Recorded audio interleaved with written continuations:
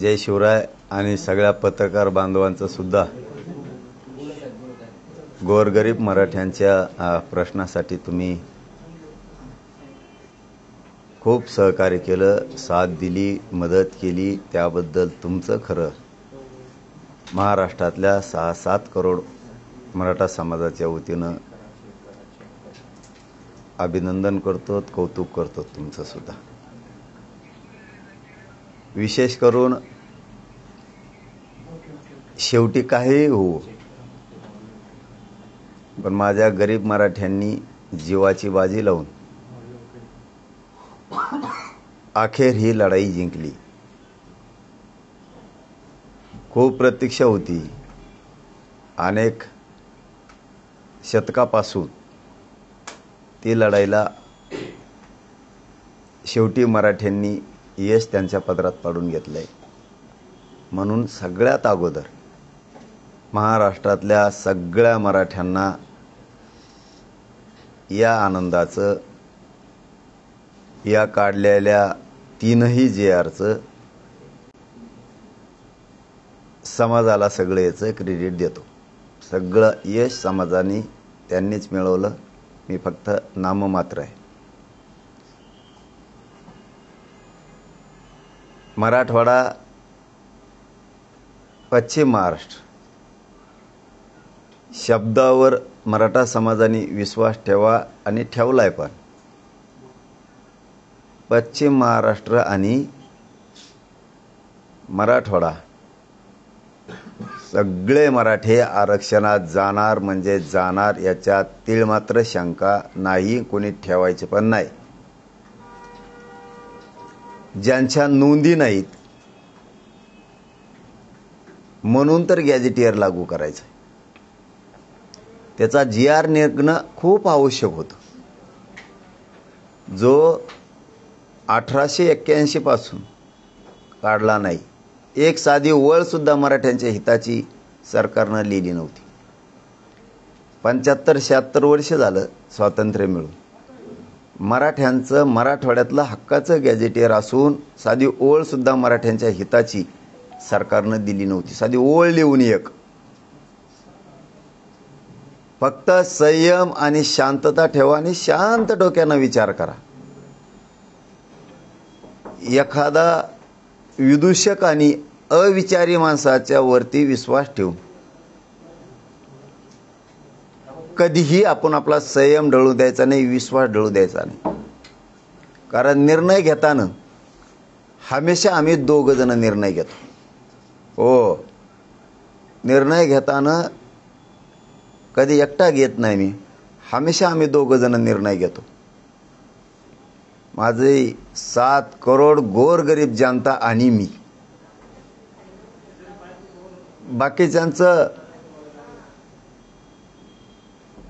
काहींचं पोट याच्यासाठी दुखत असतं। आता त्यांच्या हातातून सगळं गेलं।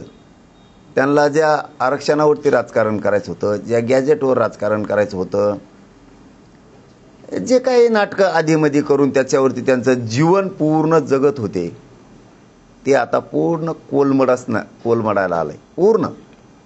मग आता काय करायचं, काहीतरी म्हणायचं। हे लोक कधीच आपल्या बाजूनं बोललेले नाहीत,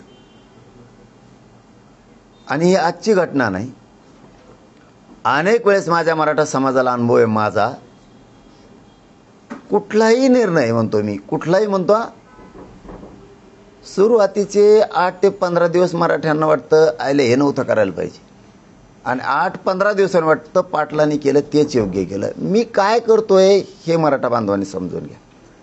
आता ज्याच्या नोंदी नाहीत त्याच्यासाठी आता आपण गॅजेट लावलं। मराठवाड्यातला एकही मराठा आरक्षण वाचवून राहणार नाही, हे पक्क डोक्यात ठेवा आणि आनंदी राहा।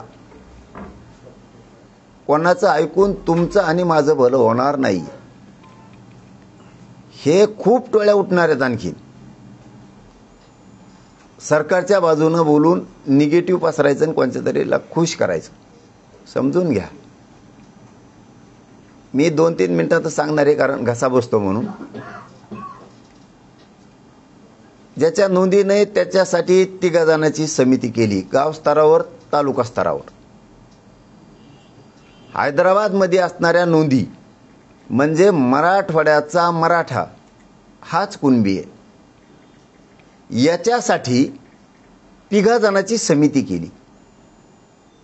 ज्यांच्याकडे जमीन नाही त्यांनी कोणाची बटाईने जमीन केली असेल त्याचं हमीपत्र देऊन कुणबी प्रमाणपत्र निघणार.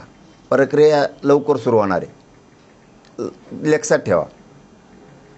ज्याच्याकडे जमीन आहे त्याच्या 7/12वरती त्या 3 जणांच्या सदस्य समितीनं तो ताबडतोब वर्ग करून तहसीलदार, एडीएम, कलेक्टर यांच्या माध्यमातून तुम्हाला प्रमाणपत्र दिले जाणार. हैदराबाद गॅझेटियरच्या नोंदी विचारात घेऊन मराठा समाजाच्या व्यक्तींना कुणबी प्रमाणपत्र देण्यात यावेत याबाबतचा तो GR आहे. शंका कुशंका डोक्यात ठेवायची गरज नाही. शंका कुशंका करणारे आपल्या बाजूने का बोललेच नाहीत. आणि बाबा मी का वाटोळ करेन तुमचं? मराठा समाजाचं मी का वाटोळ करीन? 2-4 जण बोलले असं पत्रकार बांधवांचं म्हणणं आहे म्हणून बोललो मी. नाही तर मी लय आनंदी आहे, समाज आनंदी आहे. आणि आम्हाला काय देणं घेणं आहे कोणाचं? बोलला काय नाही बोलला काय उगं म्हणणं हे म्हणून बोलितो. बोल आमका तज्ज्ञ, बोल तमका तज्ज्ञ. परत याच्याही पलीकडे सांगतो, जर वाटतच असेल आणि गैरसमजच वाटत असेल तर तिथं आलेल्या मंत्रिमंडळाला स्पष्ट सांगितलेलं आहे. बघा बरं का मराठा भावानो, यांना तुमच्या तर मयातली दुरी निर्माण करून तोडायचे एकमेकाला. मी एकदा तुमच्यापासून बाजूला गेलो की वाटोळं झालं, ही यांचा उद्देश. आणि मी प्रखरपणानं फक्त आणि फक्त मराठा समाजाच्या लेकीबाळीचं, पोराबाळांचंच कल्याण करतोय. आणि मग आता हे विषय संपेतच आणला ह्या मनोज जरांगेनं. पश्चिम महाराष्ट्र मराठवाडा जर आरक्षणात गेला तर खाली काय राहिलं? आपल्याला बोंबलायला, काही मिळवायला काय नाही राहिलं. त्यामुळं कुणीही विश्वास ठेवायचा नाही. पुन्हा तेच सांगतो की मी का वाटोळ करीन तुमचं?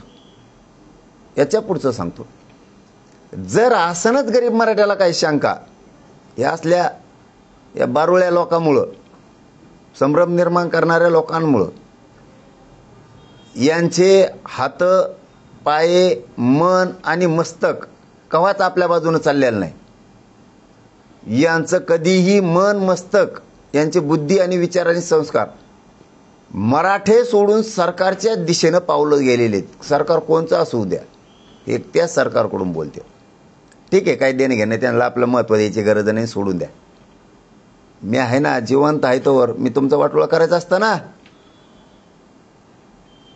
58 लाख नोंदी शोधून 3 कोटी मराठ्याला आरक्षण दिलं नसतं, मुलीला मोफत शिक्षण दिलं नसतं, सारथीमार्फत निधी घेऊन पोरांना पुढं जायला मदतच केली नसती, कित्येक तरी MPSCचे पोरांचे विषय असतील, विद्युतचे असतील, पोलीसमधले असतील, आरोग्यातले असतील, प्रश्नच सोडले नसते. तुमचा आणि माझा म्हणजे गरीब मराठ्याचा आणि माझा विश्वास ढळला तर मंत्रिमंडळाला आपण स्पष्ट सांगितलेलं आहे. याच्यात जर एखाद्या शब्दाला त्रुटी असेल, मला लगेच सुधारित GR पाहिजे. त्यांनी भाषणातून ते मंजूर केलेलं आहे की हो, तुम्हाला वाटलं तर याच्यात लगेच सुधारणा केली जाईल. मग काय मराठ्याला टेन्शन घ्यायची गरज आहे? हे बघा, मराठवाड्यातला मराठा आरक्षणात गेला, कोणाला काय म्हणायचं ते म्हणू द्या, आणि मी घालतो. तुम्ही काय काळजी करायची नाही. फक्त एक काम करावं लागेल, हे मुद्दाम सोशल मीडियावर बोलत असले तर इथून मग आपण याला उत्तरं देत नव्हतं, आता यांना द्यावं लागणार. यांनी आयुष्यात काय केलं? मग काय केलं तुम्ही आयुष्यात समाजासाठी? आम्ही करतो, झगडतो, तर बुळबुळ बुळबुळले. आता काय केलं आयुष्यात? आम्ही तरी केलं. आज हजारो पोरी नोकऱ्याला लागले. तुम्ही काय केलं? हैदराबाद गॅझेटियरसाठी GR काढलाय, मसुदा नाही. तो नुसता मसुदा नाही, ड्राफ्ट नाही आहे. आले आणि घेऊन पळाले. जारच पाहिजे जागेवरून तिन्ही काढले. केसेसपासून बलिदान गेलेल्या कुटुंबाचा पण काढला. शिंदे समितीला सुद्धा 24 तास काम करायला सांगितलं. आता व्हॅलिडिटी द्यायच्या सांगितल्यात. किती कल्याण व्हायला समाजाचं प्रमाणपत्र द्यायचे सांगितलेत. केसेस माग घ्यायला सांगितल्यात. 8-15 दिवसात महिन्याच्या आत पुऱ्या घेतो म्हणे. बोललेत, त्यांच्याकडून तुम्ही बोलला नाहीत आणि बोलणार बी नाहीत. कारण त्यांनी आता वाटोळच केलंय. दिलं तर काहीच नाही. 70-75 वर्षात 45 वर्षात मी तरी दिलं. मग तुम्ही विश्वास ठेवतच नाहीयेत. त्याबद्दल प्रत्येक माणूस हैदराबाद गॅझेटच्या नोंदीनुसार आधार नाही, एखाद्या व्यक्तीचं नाव किंवा त्याचा प्रश्न उपस्थित केले जात आहेत आणि त्यामुळं मराठे जिंकले पण तहात हारले अशी सध्या चर्चा सुरू झाली. हे शब्द त्यावेळेस सुद्धा तसलेच होते. शिंदे समिती गठीत केली त्यावेळेस सुद्धा हे लोक असंच म्हणले होते, काही उपयोग होणार नाही. शिंदे समितीचा काय उपयोग होणार नाही. तरी 3 करोड मराठे आरक्षणात गेले, यांचे तोंड बंद झाले. त्यावेळेस असंच म्हणले होते. तुमचं म्हणणं आहे शिंदे समितीचं सारखंच हा सुद्धा जे आर आहे. शिंदे समितीचा आणि या जे आरचा काही एक संबंध नाही आहे. गॅझेटियरचा अभ्यास करणे आणि सरकारला अहवाल देणे एवढं शिंदे समितीचं काम आहे. अहवाल दिल्याच्या नंतर शिंदे समितीनं सरकारला जे आर काढायचा का नाही हे सरकारचा अधिकार आहे. त्यामुळे हे काम शिंदे समितीनं गॅझेटचा अभ्यास केला आणि अहवाल सरकारला दिला. अहवाल त्यांनी दिला आणि आपण लगेच जी आर काढायला लावला. गॅझेटियरचं काम इथून पुढच्या काळात असं राहणार आहे आता की त्याच्यात आडनाव असो नसो. पूर्वी काय असतं, माधव बापूजी एकच नाव असायचं गावात, म्हणून आडनाव लिहित नव्हतं. आप्पा रखमाजी उदाहरणार्थ द्यायला लावलो असं असायचं. आडनाव नसायचं कारण ते एकटंच माणूस असायचं. तेव्हा लिहायला त्यांना सोपं जायचं. त्या गॅझेटियरमध्ये असं आहे, मराठवाड्यातला मराठा हा कुणबी आहे. जर 1,23,000 उदाहरणार्थ आकडा कमी जास्त होईल. जालना जिल्ह्यात मराठा आहे. जालना आणि छत्रपती संभाजीनगर पूर्वी एक होता. 1,23,000 आहेत. तर मग ते 1,23,000 1881 गेले कुठं. त्याचा अर्थ आहे की मराठी आहेत हेच कुणबी आहेत. म्हणून त्यांनी 3 जणांची त्रिसदस्यीय समिती स्थापन केली. मग 1,23,000 मराठी, तर गावात जो मराठा आहे त्याचा 7/12 घेतला जाणार. त्या आधारे त्याला आता कुणबी प्रमाणपत्र कोणाला वावरच नाही. तर मग आता त्याने काय करायचं, तर त्याला ते बटाई नाव दिलंय. तिथं बटाई जरी असेल ते शपथपत्र दिलं तरी कुणबी प्रमाणपत्र देणं जाणार. मी व्यवस्थित मराठ्यांना करून देतो, टेन्शन घेऊ नका, आनंदात झोपा. जी आर वर मंत्री भुजबळ नाराज आहेत आणि ते आता होणाऱ्या मंत्रिमंडळ बैठकीवर बहिष्कार टाकून बाहेर पडलेले आहेत. मराठा समाजासाठी सगळ्यात आनंदाची गोष्ट सांगतो, आपल्या विरोधात आपलेच लोक विरोधात बोलतायत की जे आर खोटा आहे. हा जे आर जर खोटा असता, मराठ्याचं हित याच्यात नसतं, तर आत्ताच बातमी दिली पत्रकार बांधवांनी, छगन भुजबळ बैठकीला जाणार नाहीये, जे आर काढला म्हणून तो नाराज आहे. बैठकीवर त्यांनी बहिष्कार टाकला. याचा अर्थ असा होतो हा जे आर पक्का आहे, फक्त काही जणांना बोलवलं नाही मराठ्याच्या अभ्यासकाला, म्हणून त्यांचं थोडं ढुंगण दुखत आहे. ही प्रॉब्लेम आहे. आणि याचंही पुढचं जाऊन सांगतो, मीडियाच्या बांधवाच्या माध्यमातून आपण त्यांना सांगितलं होतं उद्या 12 वाजेपर्यंत महाराष्ट्रातले सगळे अभ्यासक तज्ज्ञ या. काही 12 वाजताच आले, पण काही आपण वेळ दिल्यावर दुसऱ्या दिवशी 12 वाजता आले गुंबळा घालायला. म्हणून विश्वास ठेवू नका. हे तुमचं पोरग आहे. तुमचं पोरग मनोज जरांगे चुकीचं काम करणार नाही. झालं तरी जीव जोस तर तुमच्या लेकरा बाळासाठी लढल. लय लेकरं मोठे केलेत समाजाची, पुढे लय करणार आहे. विश्वास ठेवू नका. हे सगळं परफेक्ट आहे. आणि उलीतिली काही झालंच तर मी सांगितलं ना तुम्हाला, सुधारित जी आर काढायचा शब्द व्यासपीठावर घेतलाय. कमीत कमी 150 अभ्यासक तिथं होते, कमीत कमी 50 हायकोर्टाचे वकील होते यांच्या साक्षीनं, आणि त्यांनी त्यावेळी सांगितलं जे आर ओके. पण काय असतं का, याला नासकी सवय लागलेली असते मराठ्यांचेच.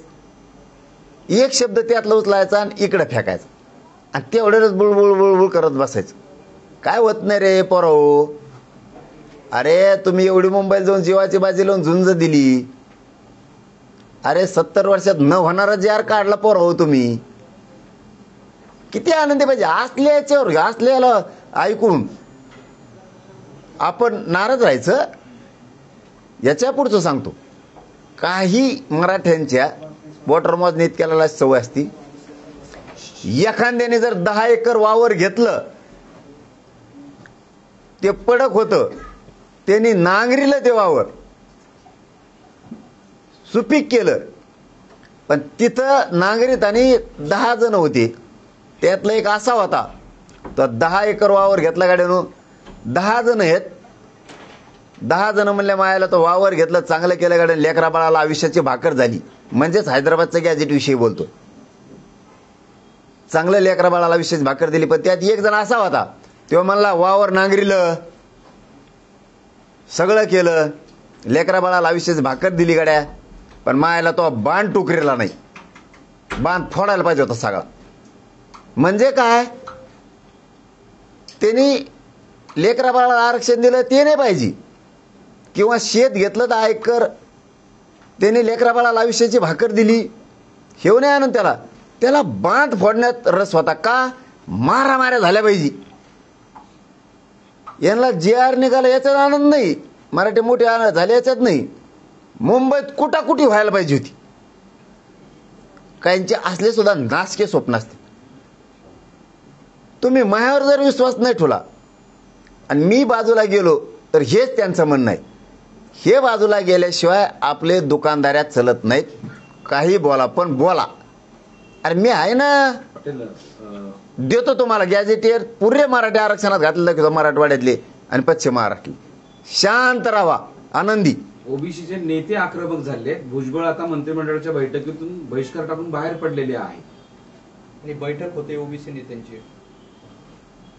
पुन्हा आणखीन एक बातमी आणली. मराठा बांधवांनो, आपल्या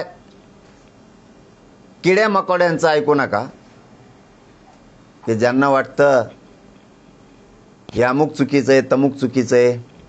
असं राईट काम होणार आहे ना मराठे हो. दुसरी बातमी आली पुन्हा, की तो छगन भुजबळ बहिष्कार बैठकीतून बाहेर बी पडला. मराठ्यांनी फक्त डोकं चालायचं. आपल्या लोकाला विरोध करणारे जे 2-4 आहेत ना, हे राजकीय गुलाम आहेत. यांचा पिढ्याना पारचा इतिहास आहे. हे कधी शत्रूच्या टोळीत राहिलेत, लढून स्वराज्य मिळवण्याच्या टोळीत राहिलेले नाहीयेत. हे याला कोलीच चला समजून घ्या. छगन भुजबळ जर बाहेर पडला, तो मुरब्बी आणि अभ्यासून येत आहे. त्याला सगळं कळतंय.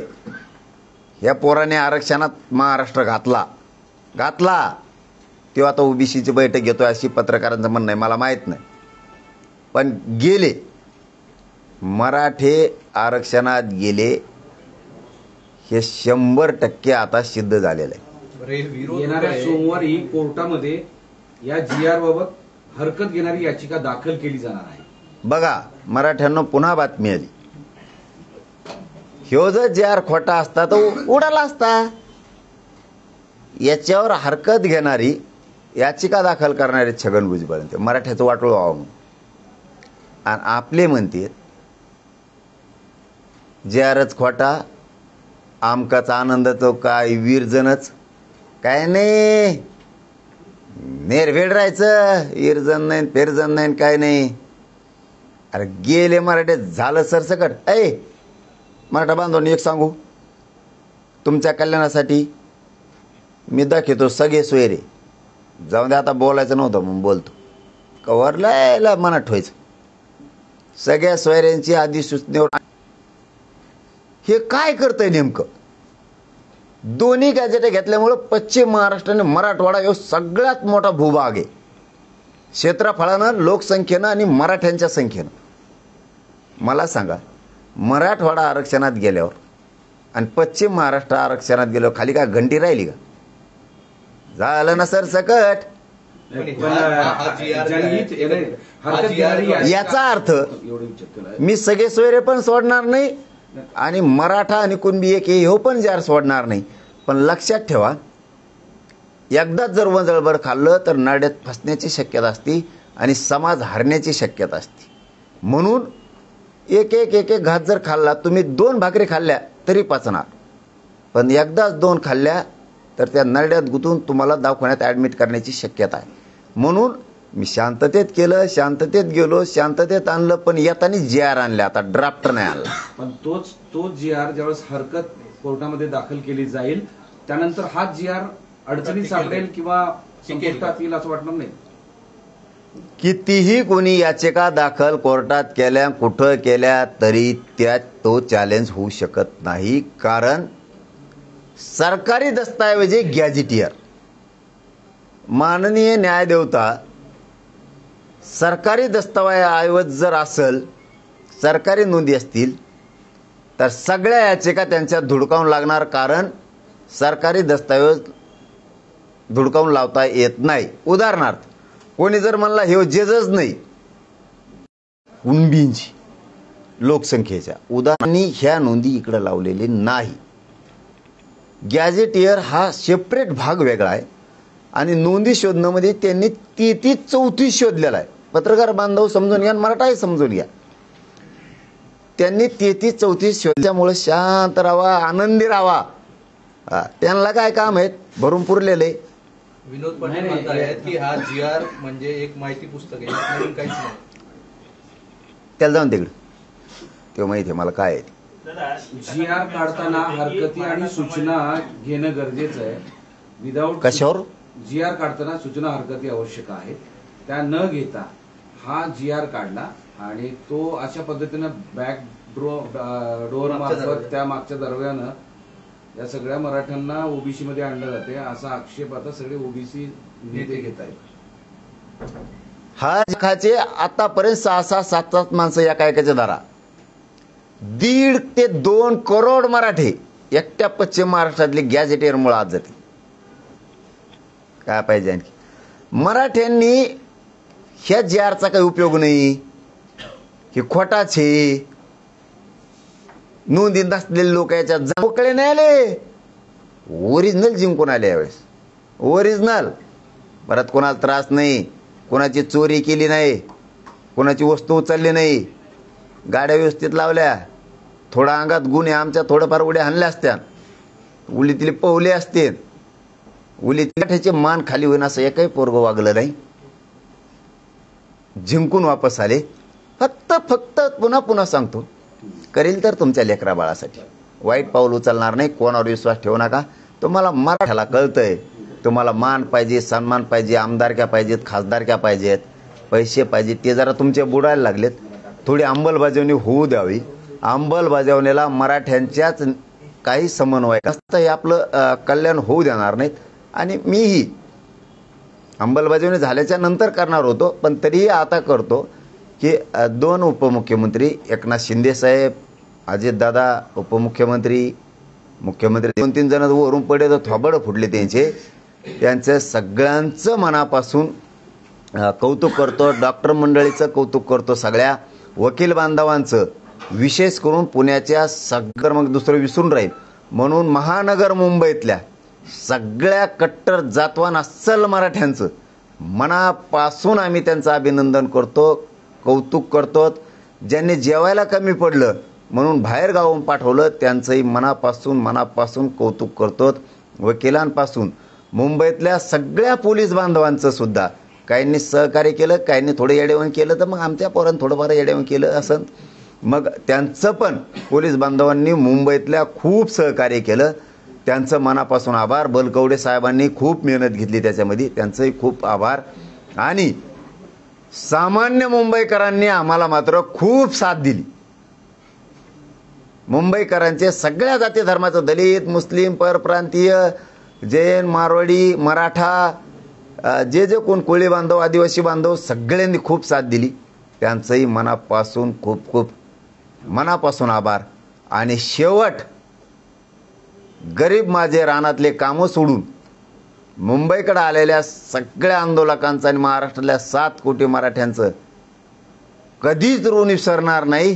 तुम्ही तुमच्यासाठीच लढले, पण खांद्याला खांदा लावून लढले. मनोज जरांगे मरेपर्यंत तुमचे लेकरच मोठे करणार आणि म्हणून तुमचेही खूप आभार. पण इथून पुढं दुसऱ्याने सांगितल्यावर त्यांच्याच विश्वास ठेवू नका.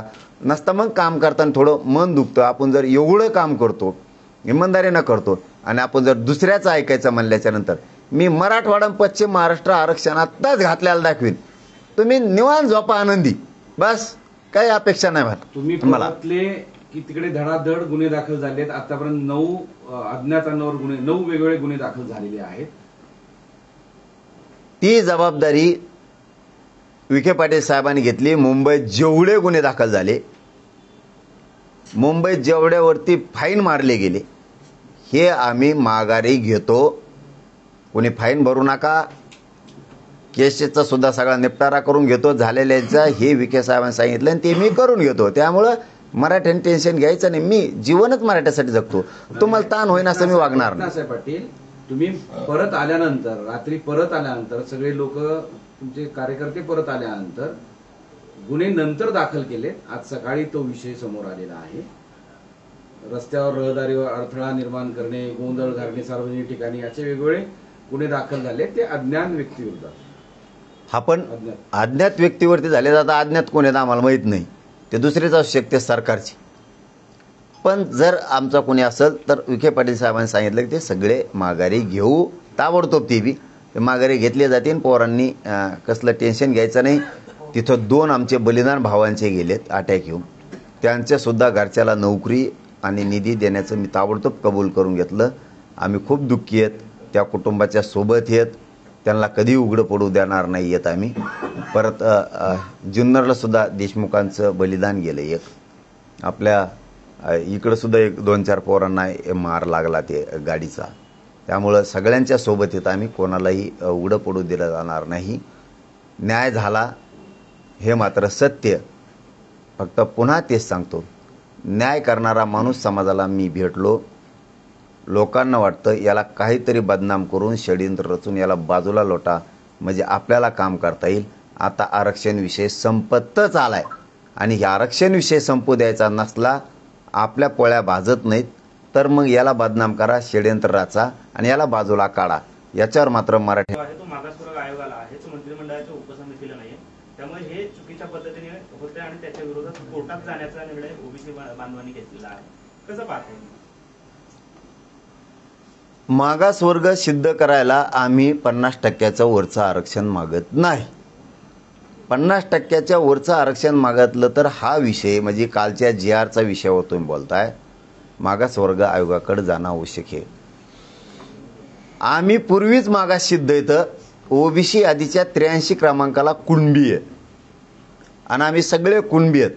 त्यामुळं आम्हाला मागास सिद्ध करण्याची गरज नाही. आमच्या नोंदी जेवढ्या आत्तापर्यंत 58 लाख नोंदी मिळाल्यात म्हणजे 3 कोटी मराठी आरक्षणात गेलेत. कोणाला मागास सिद्ध करावं लागलं का? नाही. कारण त्या नोंदी आहेत. तुम्हाला वेगळं आरक्षण द्यायचं असेल तर तुम्हाला मागासवर्ग आयोगाकडून सिद्ध करावं लागतं. आमच्या नोंदीच आहेत. त्यामुळे ऑलरेडीच आम्ही मागास आहेत आणि ओबीसी आरक्षणात आहेत 83 क्रमांकाप्रमाणे. 2012च्या कायद्यानं आम्हाला व्हॅलिड केलंय.